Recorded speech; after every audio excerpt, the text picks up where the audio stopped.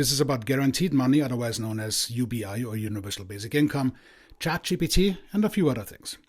Now, from an American perspective, UBI is completely utopian and must immediately be rejected as it doesn't follow the conventional principles of capitalism.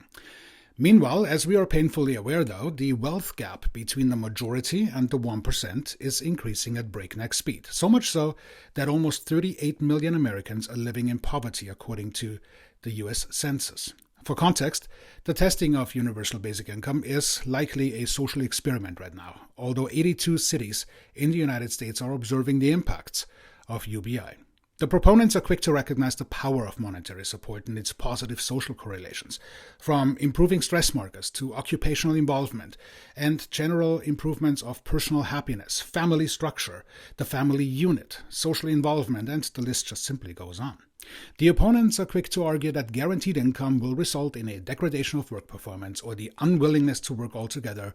And of course, some will argue, similar to student loan forgiveness, that it is unfair that some receive money while they do not, thus arguing the pull yourself up by the bootstrap ideology. But for that, we look to the University of Chicago. They have an appropriate answer. They looked at Alaska with evidence from the state's permanent fund, and they found that unconditional cash had no effect on employment, while it actually increased part-time employment by 1.8 percentage points. Okay, stage is almost set, but tech still has a significant word, of course, in this process, whereas the list of tech CEOs and some of the ultra-wealthy that are adding their names to a growing list of UBI supporters is ever spinning up. In the next 5 years, the frontier model companies, those of us at the very cutting edge who are training the very largest AI models, are going to train models that are over 1,000 times larger than what you currently see today in GPT-4. Instead of just generate new text in a one shot, the model will be able to generate a sequence of actions over time. AIs that can't just say things, they can also do things. It will be able to make phone calls to other humans to negotiate. It will be able to call other AIs in order to establish the right sequence in a supply chain, for example. This is coming from the tech sector now, and while the tech layoffs are already well known, they will likely pick up speed in the future. So the question becomes, who's actually immune?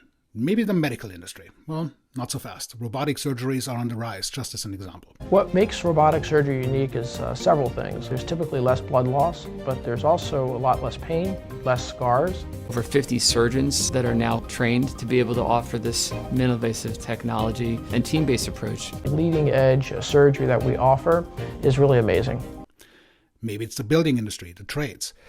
Well, think again. The trades are, although somewhat deemed safe for now, will be robotically endangered before too long. Presently, the only saving grace here is the economics of scale. They simply do not support robotic intervention. But that's going to change as the field advances, and soon even a plumber, for instance, won't be safe. Now, coming full circle. For almost any profession, there will be robotic intervention, and it will happen much sooner than we actually think, putting us behind the curveball.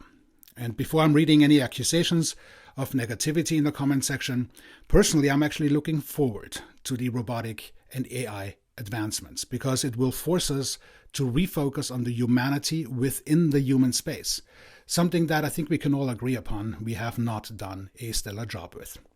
The question is whether we will wake up in time, recognizing that the need for universal basic income and other associated universal factors, such as universal healthcare, or if we're too slow and willing to incur collateral damages rather than focusing on what's needed. Now, two things are certain. Technological advancement will not stop to provide us the courtesy of figuring it out. The other certainty is that none of our aging political representatives is even remotely equipped to grasp what is unfolding, and they will certainly not act on our behalf within the time that is left. So the solution for us is to go back to the voting booth and check boxes for those who actually understand what's at stake and what it means to save the social fabric of the United States and advance us forward rather than letting us fall off the cliff.